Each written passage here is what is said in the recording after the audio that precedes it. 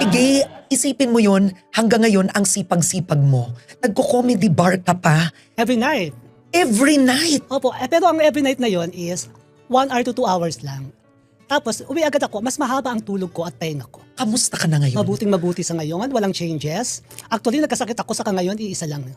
Parang ganong nararamdaman ko. Ang kondisyon mo, Ate Gay, ay na-diagnose ka na may stage 4 mucoepidermoid squamous cell carcinoma. Ano yun?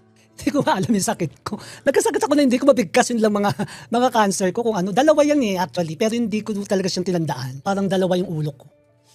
Na walang changes sa energy ko, sa ano. Hindi ko nga naramdaman yung sakit. Ang naramdaman ko, buko lang siya. Tapos kung paano matulog, kung anong posisyon, yun lang ang naramdaman ko. Pero naramdaman mo yun kailan? It was in 2025, tama ba September or earlier? Earlier, siguro mga campaign period ng mga ganun, mga February. February meron ng konti. Hanggang sa nag-abroad ako, napunta ako ng Bermuda, Toronto, tapos ang huli ko Canada last year. Sa Canada, nagtutuguno talaga siya habang nagpe-perform ako. Talagang inaano ko lang siya, nilalagyan ko na ng plaster. Pero hindi ka ba nagpanic? Ano to? Hindi. Why not? Bas sa akin mag-perform, hindi ko alam. Nagpa-hospital ako sa producer, dalhin mo ko sa hospital kasi parang hindi ko na kayang yung bleeding, hindi na umihinto.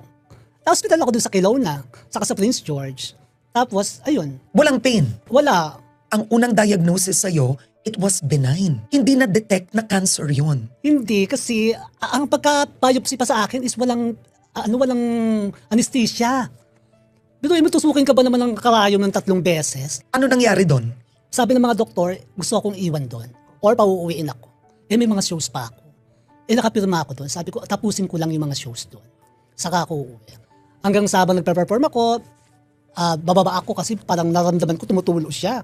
Palit na naman ako, tapos perform uli. Mga ganun. Pag uwi ko, diretso na ako ng August 28, tanda ko. Diretso na ako sa isang hospital dyan sa Manila. Tapos, ayun, hanggang 1 month ako doon. Ano ang diniagnose sa'yo? At sabi ko, Doc, kamusta po yung hindi ka naaabot ng 2026. Ako, hindi aabot. Wala nga ako nararamdamang sakit. Ang nararamdaman ko lang, lumalaki lang siya. Ba't ako mamamatay? Hindi ako nabigla doon. Sabi ko, bakit hindi ako aabot ng 2026? Cancer siya, stage 4. Tapos nung umalis na yung doktor, dalawa sila Pagsara ng pinto, doon ako umiyak. What happened after that? May lumapit sa'yo at tumulong. Tumulong po sa akin. Oo. Sino yon? Si Ma'am Shay. Si Ma'am Shay. Anong itinulong niya sa'yo?